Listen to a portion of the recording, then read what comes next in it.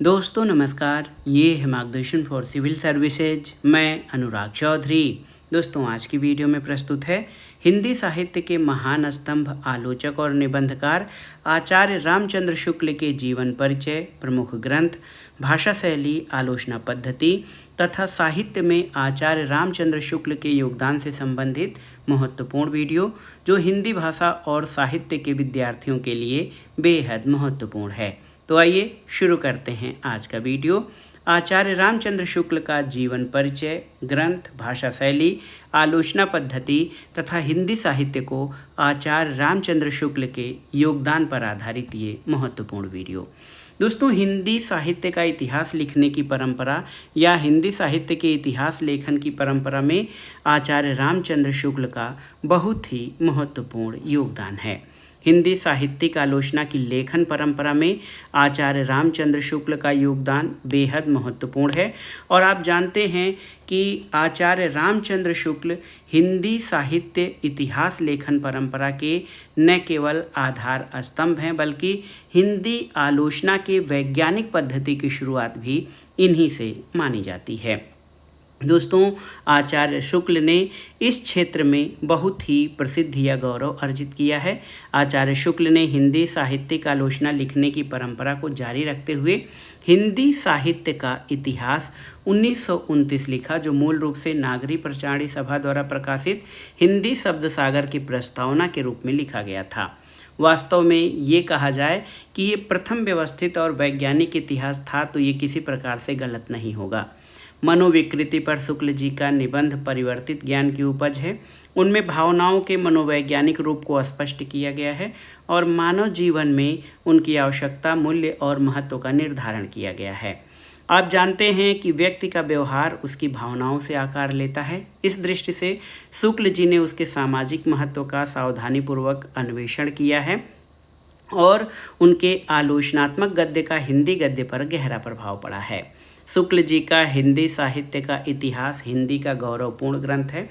साहित्यिक प्रवृत्तियों के आधार पर किया गया आवर्तीकरण, वर्गीकरण, साहित्यिक धाराओं का सार्थक निरूपण और कवियों का चारित्रिक मूल्यांकन इसकी प्रमुख विशेषताएं हैं। शुक्ल जी की कविताओं में उनकी देशभक्ति, प्रकृति के प्रति प्रेम और सावधान सामाजिक भावों के माध्यम से अभिव्यक्ति होती है। अनुवाद में उनकी पुस्तकें भाषा की उनकी स्वाभाविक निपुणता का परिणाम है और आचार्य शुक्ल बहुमुखी प्रतिभा के धनी लेखक थे। उन्होंने जिस क्षेत्र में काम किया उसमें अपनी अमिट छाप छोड़ी है। आलोचना और निबंध के क्षेत्र में उनकी ख्याति अग्रणी लेखक और विचारक की है। और आप जान लीजिए दोस्तों, हिंदी साहित्य में जो आलोचना है उसको शुक्ल युग के नाम से भी जाना जाता है। दोस्तों, हिंदी साहित्य के महान स्तंभ, आलोचक और निबंधकार आचार्य रामचंद्र शुक्ल का जन्म 4 अक्टूबर 1884 को उत्तर प्रदेश के बस्ती जिले के अगौना ग्राम में हुआ था। अगर जीवन परिचय की बात करें तो आप जान लीजिए कि आचार्य रामचंद्र शुक्ल का जन्म 4 अक्टूबर यानी 4/10/1884 को उत्तर प्रदेश के बस्ती जिले के अगोना नामक ग्राम में हुआ था। इनकी माता जी का नाम विभाषी और पिता का नाम पंडित चंद्रवली शुक्ल था। इनकी नियुक्ति सदर कानूनगो के पद पर मिर्ज़ापुर में हुई, तो समस्त परिवार वहीं आकर रहने लगा। जिस समय शुक्ल जी की अवस्था 9 वर्ष की थी, उनकी माता का देहांत हो गया। मातृ सुख के अभाव के साथ साथ भी माता से मिलने वाले दुख ने उनके व्यक्तित्व को अल्पायु में ही परिपक्व बना दिया था। दोस्तों, अध्ययन के प्रति लगनशीलता शुक्ल जी में बाल्यकाल से ही थी, लेकिन इसके लिए उन्हें अनुकूल वातावरण न मिल सका। मिर्ज़ापुर के लंदन मिशन स्कूल से 1901 में फाइनल परीक्षा उत्तीर्ण की। उनके पिता की इच्छा थी कि शुक्ल जी कचहरी में जाकर दफ्तर का काम सीखें, लेकिन शुक्ल जी उच्च शिक्षा प्राप्त करना चाहते थे। पिताजी ने उन्हें वकालत पढ़ने के लिए इलाहाबाद भेजा, पर उनकी रुचि वकालत में न होकर साहित्य में थी, इसलिए परिणाम ये हुआ कि उसमें वे अनुत्तीर्ण रहे। शुक्ल जी के पिताजी ने उन्हें नायब तहसीलदारी की जगह दिलाने का प्रयास किया, किंतु उनकी स्वाभिमानी प्रवृत्ति के कारण ये संभव न हो सका। तो दोस्तों, आप जान लीजिए कि शुक्ल जी के पिता पंडित चंद्रवली शुक्ल मिर्ज़ापुर में कानूनगो थे। उनकी प्रारंभिक शिक्षा मिर्ज़ापुर में ही संपन्न हुई थी। गणित में रुचि न होने के कारण उनकी औपचारिक शिक्षा इंटरमीडिएट तक ही सीमित रही। इसके बाद उन्होंने स्वाध्याय से हिंदी, संस्कृत, अंग्रेजी और बंगला भाषाओं का असाधारण ज्ञान प्राप्त किया था। 1903 से 1908 तक उन्होंने आनंद कादम्बनी के सहायक संपादक का कार्य किया। 1904 से 1908 तक लंदन मिशन स्कूल में ड्राइंग के अध्यापक रहे। इसी समय से उनके लेख पत्र पत्रिकाओं में छपने लगे और धीरे धीरे उनकी विद्वता का यश चारों ओर फैल गया। उनकी योग्यता से प्रभावित होकर 1908 में काशी नागरी प्रचारी सभा ने उन्हें हिंदी शब्द सागर के सहायक संपादक का कार्यभार सौंपा, जिसे उन्होंने सफलतापूर्वक पूरा किया। डॉक्टर श्याम सुंदर दास के शब्दों में शब्द सागर की उपयोगिता और सर्वांगपूर्णता का अधिकांश श्रेय पंडित रामचंद्र शुक्ल को प्राप्त है। वे नागरी प्रचारी पत्रिका के भी संपादक रहे। 1919 में काशी हिंदू विश्वविद्यालय में हिंदी के प्राध्यापक नियुक्त हुए, जहां बाबू श्याम सुंदर दास की मृत्यु के बाद 1937 से जीवन के अंतिम काल 1941 तक विभागाध्यक्ष का पद उन्होंने सुशोभित किया। 2 फरवरी 1941 को हृदय गति रुक जाने से शुक्ल जी का देहांत हो गया था। तो साहित्यिक और व्यावसायिक सफ़र की बात करें तो शुक्ल जी ने आनंद कादम्बनी पत्रिका के संपादन में सहयोग दिया और काशी नागरी प्रचारी पत्रिका का संपादन भी किया। 1908 में वे हिंदी शब्द सागर के सहायक संपादक बने और बाद में काशी हिंदू विश्वविद्यालय यानी BHU के हिंदी के प्राध्यापक बने। डॉक्टर श्याम सुंदर दास के अवकाश ग्रहण करने के बाद उन्होंने हिंदी विभागाध्यक्ष का पद संभाला था। आइए देखते हैं आचार्य रामचंद्र शुक्ल के प्रमुख ग्रंथों के बारे में। तो आलोचनात्मक ग्रंथों में सूर तुलसी जायसी पर उनकी लिखी गई आलोचना जो है त्रिवेणी। इसके अलावा काव्य में रहस्यवाद, काव्य में अभिव्यंजनावाद, रसमीमांसा आदि शुक्ल जी की आलोचनात्मक रचनाएं हैं। जैसे रसमीमांसा, त्रिवेणी, सूरदास और गोस्वामी तुलसीदास उनकी आलोचनात्मक रचनाएं हैं। निबंधात्मक ग्रंथों में उनका निबंध चिंतामणि ये 2 भागों में संग्रहित है। चिंतामणि के निबंधों के अतिरिक्त शुक्ल जी ने अन्य निबंध भी लिखे हैं, जिसमें मित्रता, अध्ययन आदि निबंध सामान्य विषयों पर लिखे गए हैं। मित्रता निबंध जीवनोपयोगी विषय पर लिखा गया उच्च कोटि का निबंध है, जिसमें शुक्ल जी की जीवन शैली या शैलीगत विशेषताएं झलकती हैं।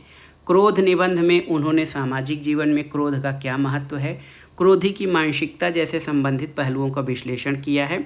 शुक्ल जी की अनुदित कृतियाँ कई हैं। शशांक उनका बंगला से अनुवादित उपन्यास है। इसके अलावा उन्होंने अंग्रेजी से विश्व प्रपंच, आदर्श जीवन, मेगस्थनीज का भारतवर्षी वर्णन, कल्पना का आनंद आदि रचनाओं का अनुवाद किया है। आनंद कुमार शुक्ल द्वारा आचार्य रामचंद्र शुक्ल का अनुवाद कर्म नाम से एक ग्रंथ, उनके अनुवाद कार्यों का विस्तृत विवरण मिलता है। इसके अलावा हिंदी साहित्य का इतिहास, ये हिंदी साहित्य का सबसे प्रामाणिक और वैज्ञानिक इतिहास माना जाता है। और निबंध संग्रह में अभी हमने पढ़ा कि चिंतामणि भाग 1 और 2 और विचार भी थी, ये इनके निबंध संग्रह हैं। The riddles of the universe यानी विश्व प्रपंच और बुद्ध चरित्र, इसके अलावा मेगस्थनीज का भारतवर्षी वर्णन, कल्पना आनंद, ये उनकी अनुदित रचनाएं हैं। आइए देखते हैं आचार्य रामचंद्र शुक्ल के भाषागत विशेषताएं। तो शुक्ल जी के गद्य साहित्य की भाषा खड़ी बोली है और उसके 2 रूप मिलते हैं, एक तो क्लिष्ट और जटिल और दूसरा सरल और व्यवहारिक। गंभीर विषयों के वर्णन में आलोचनात्मक निबंधों में भाषा का क्लिष्ट और कठिन रूप मिलता है। विषय की गंभीरता के कारण ऐसा होना स्वाभाविक भी है। गंभीर विषयों को व्यक्त करने के लिए जिस संयम और शक्ति की आवश्यकता होती है वो पूर्णतः विद्यमान है, इसलिए इस प्रकार की भाषा क्लिष्ट और जटिल होते हुए भी स्पष्ट है। उनमें संस्कृत के तत्सम शब्दों की प्रधानता है। जो सरल और व्यवहारिक भाषा है वो शुक्ल जी के मनोवैज्ञानिक निबंधों में मिलती है। इसमें हिंदी के प्रचलित शब्दों को अधिक ग्रहण किया गया है। कहीं कहीं उर्दू और अंग्रेजी के अति प्रचलित शब्दों का भी प्रयोग हुआ है। भाषा को अधिक सरल और व्यवहारिक बनाने के लिए शुक्ल जी ने तड़क भड़क, अटकल पच्चू आदि ग्रामीण बोलचाल शब्दों को अपनाया है। 9 दिन चले 2.5 कोस, जिसकी लाठी उसकी भैंस, पेट फूलना, कांटों पर चलना आदि कहावतों और मुहावरों का निःसंकोच प्रयोग उन्होंने अपनी सरल और व्यवहारिक भाषा शैली में किया है। शुक्ल जी का दोनों ही भाषाओं पर पूर्ण अधिकार था। वह अत्यंत संयत, परिमार्जित, प्रौढ़ और व्याकरण की दृष्टि से पूर्ण निर्दोष है। उसमें रंच मात्र भी शिथिलता नहीं। शब्द मोतियों की भांति वाक्यों के सूत्र में गूंथे हुए हैं, एक भी शब्द निरर्थक नहीं और प्रत्येक शब्द का अपना पूर्ण महत्व है। आचार्य रामचंद्र शुक्ल की जो शैली है उस पर उनके व्यक्तित्व की पूरी छाप पड़ती है। यही कारण है कि प्रत्येक वाक्य पुकार कर कह देता है कि ये उनका है। सामान्य रूप से शुक्ल जी की शैली अत्यंत प्रौढ़ और मौलिक है। उनमें गागर में सागर पूर्ण रूप से विद्यमान है। इनकी शैली के मुख्य रूप से 3 रूप मिलते हैं। एक तो आलोचनात्मक शैली। आलोचनात्मक निबंध इसी शैली में लिखे हैं। इसकी भाषा गंभीर है। उनमें संस्कृत के तत्सम शब्दों की अधिकता है। वाक्य छोटे छोटे संयत और मार्मिक हैं। भावों की अभिव्यक्ति इस प्रकार हुई है कि उनको समझने में किसी प्रकार की कठिनाई नहीं होती। गवेषणात्मक शैली में शुक्ल जी ने नवीन खोजपूर्ण निबंधों की रचना की है।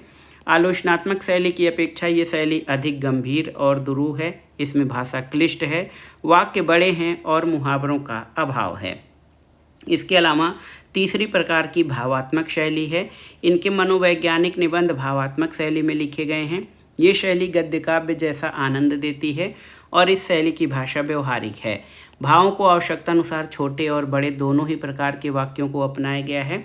बहुत से वाक्य सूक्त रूप में प्रयुक्त हुए हैं, जैसे बैर क्रोध का अचार या मुरब्बा है। इसके अतिरिक्त शुक्ल जी के निबंधों में निगमन पद्धति, अलंकार योजना, तुकदार शब्द, हास्य व्यंग, मूर्तिमत्ता आदि अन्य शैलीगत विशेषताएं भी मिलती हैं। आइए लास्ट में देखते हैं आचार्य रामचंद्र शुक्ल का हिंदी साहित्य में योगदान। दोस्तों देखिए, शुक्ल जी शायद हिंदी के पहले समीक्षक हैं जिन्होंने वैविध्यपूर्ण जीवन के ताने बाने में गुम्फित काव्य के गहरे और व्यापक लक्ष्यों को साक्षात्कार करने का वास्तविक प्रयत्न किया है।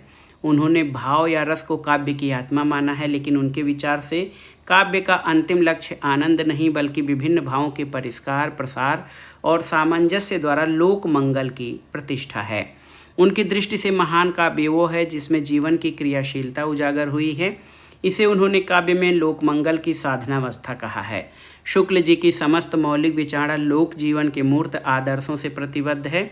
हमारे हृदय का सीधा लगाव प्रकृति के गोचर रूपों से है, इसलिए कवि का सबसे पहला और आवश्यक काम बिंब ग्रहण या चित्रानुभव कराना है। पूर्ण बिंब ग्रहण के लिए वर्ण वस्तु की परिस्थिति का चित्रण भी अपेक्षित है। इस प्रकार शुक्ल जी काव्य द्वारा जीवन के समग्र बोध पर बल देते हैं। जीवन में और काव्य में किसी तरह की एकांगिकता उन्हें अभीष्ट नहीं है। शुक्ल जी की स्थापनाएं शास्त्रबद्ध उतनी नहीं है जितनी मौलिक। उन्होंने अपनी लोक भावना और मनोवैज्ञानिक दृष्टि से काव्य शास्त्र का संस्कार किया। इस दृष्टि से वे आचार्य कोटि में आते हैं। काव्य में लोक मंगल की भावना शुक्ल जी की समीक्षा की शक्ति भी है और सीमा भी। उसकी शक्ति काव्य निबंध जीवन के व्यवहारिक और व्यापक अर्थों के मार्मिक अनुसंधान में निहित है, पर उनकी आलोचना का पूर्व निश्चित नैतिक केंद्र उनकी साहित्यिक मूल्य चेतना को कई अवसरों पर सीमित भी कर देता है। उनकी मनोवैज्ञानिक दृष्टि आलोच्य कवि की मनोगति की पहचान में अद्वितीय है। रामचंद्र शुक्ल ने जायसी, सूर और तुलसी की समीक्षा के द्वारा व्यवहारिक आलोचना का उच्च प्रतिमान प्रस्तुत किया है। इसमें शुक्ल जी की काव्य मर्मज्ञता, जीवन विवेक विद्वता, विश्लेषण क्षमता का असाधारण प्रमाण मिलता है। काव्यगत संवेदनाओं की पहचान उनके पारदर्शी विश्लेषण और यथातथ्य भाषा के द्वारा उन्हें पाठक तक संप्रेषित कर देने की पूर्व सामर्थ्य है और इनके हिंदी साहित्य के इतिहास की समीक्षाओं में भी ये विशेषताएं स्पष्ट हैं। शुक्ल जी के मनोविकार संबंधी निबंध जो है ये परिणत प्रज्ञा की उपज है। इनमें भावों का मनोवैज्ञानिक रूप स्पष्ट किया गया है और मानव जीवन में उनकी आवश्यकता, मूल्य और महत्व का निर्धारण हुआ है। भावों के अनुरूप ही मनुष्य का आचरण ढलता है। इस दृष्टि से शुक्ल जी ने उनकी सामाजिक अर्थवत्ता का मनोयोगपूर्ण अनुसंधान किया है। उन्होंने मनोविकारों के निषेध का उपदेश देने वालों पर जबरदस्त आक्रमण किया है और मनोवेगों के परिष्कार पर जोर दिया। ये निबंध व्यवहारिक दृष्टि से पाठकों को अपने और दूसरों को सही ढंग से समझने में मदद करते हैं और उन्हें सामाजिक दायित्व और मर्यादा का बोध कराते हैं। समाज का संगठन और उन्नयन करने वाले आदर्शों में आस्था इन रचनाओं का मूल स्वर है और भावों को जीवन की परिचित स्थितियों से संबद्ध करके काव्य की दृष्टि से उनका प्रामाणिक निरूपण हुआ है। तो इस प्रकार आचार्य शुक्ल की समालोचना, विद्वतापूर्ण चिंतन, मौलिक चर्चा जो है ये गहन अवलोकन का ऐतिहासिक मापदंड है। अपने सर्वोत्तम रूप में शुक्ल जी का विवेचनात्मक गद्य पारदर्शी है। गहन विचारों को सुसंगत ढंग से स्पष्ट कर देने की उनमें असामान्य क्षमता है। उनके गद्य में आत्मविश्वासजन्य दृढ़ता की दीप्ति है। उसमें यथातथ्यता और संक्षिप्तता का विशेष गुण पाया जाता है। शुक्ल जी की सूक्तियाँ अत्यंत अर्थगर्भ होती हैं। उनके विवेचनात्मक गद्य ने हिंदी गद्य पर व्यापक प्रभाव डाला। उनका हिंदी साहित्य का इतिहास हिंदी का गौरव ग्रंथ है। साहित्यिक प्रवृत्तियों के आधार पर किया गया काल विभाजन, साहित्यिक धाराओं का सार्थक निरूपण और कवियों की विशेषता बोधक समीक्षा इनकी प्रमुख विशेषता है। शुक्ल जी की कविताओं में उनके प्रकृति प्रेम और सावधान सामाजिक भावों द्वारा उनका देशानुराग व्यंजित है। इनके अनुवाद ग्रंथ भाषा पर इनके सहज आधिपत्य के साक्षी हैं। आचार्य शुक्ल बहुमुखी प्रतिभा के साहित्यकार थे। जिस क्षेत्र में उन्होंने कार्य किया उस पर उन्होंने अमिट छाप छोड़ी है। आलोचना और निबंध के क्षेत्र में उनकी प्रतिष्ठा युग प्रवर्तक की रही है और काव्य में रहस्यवाद निबंध पर इन्हें हिंदुस्तानी अकादमी से 500 रुपये का और चिंतामणि पर हिंदी साहित्य सम्मेलन प्रयागराज द्वारा 1200 रुपये का मंगला प्रसाद पारितोषिक भी प्राप्त हुआ है। तो याद रखिएगा दोस्तों, आचार्य रामचंद्र शुक्ल हिंदी के पहले आलोचक थे जिन्होंने आलोचना को एक वैज्ञानिक और सुव्यवस्थित रूप दिया। हिंदी साहित्य में उनके अभूतपूर्व योगदान के कारण उनके युग 1919 से 1938 को शुक्ल युग के नाम से भी जाना जाता है, ये याद रखिएगा। और 2 फरवरी 1941 को हृदय गति रुक जाने से उनका निधन हो गया था। तो याद रखिएगा दोस्तों, आचार्य रामचंद्र शुक्ल की जो प्रमुख रचनाएं हैं वो बहुत ही महत्वपूर्ण है और उनका जो हिंदी साहित्य का इतिहास है वो हिंदी इतिहास लेखन परंपरा में वैज्ञानिक इतिहास लेखन के लिए महत्वपूर्ण मील का पत्थर साबित होता है। और आप जान लीजिए कि आचार्य रामचंद्र शुक्ल हिंदी के वो प्रकाश स्तंभ या आधार स्तंभ हैं जिनसे कि हिंदी साहित्य के इतिहास लेखन परंपरा, आलोचना की नई पद्धति विकसित हुई है और जो उन्होंने भाषा शैली और आलोचना पद्धति का विकास किया है वो हिंदी भाषा और साहित्य के विकास में महत्वपूर्ण है। और उनका जो हिंदी साहित्य का इतिहास है ऐतिहासिक ग्रंथ है और ये जो ग्रंथ है आप समझ सकते हैं हिंदी साहित्य का इतिहास ये मील का पत्थर है ही। इसके अलावा सूर तुलसी जैसी पर उनकी आलोचना और उनके निबंधात्मक ग्रंथ जो चिंतामणि है ये भी हिंदी साहित्य के इतिहास में उनकी जो है भाषा शैली, उनकी विद्वता और उनके भाषा पर अधिकार को स्पष्ट करते हैं।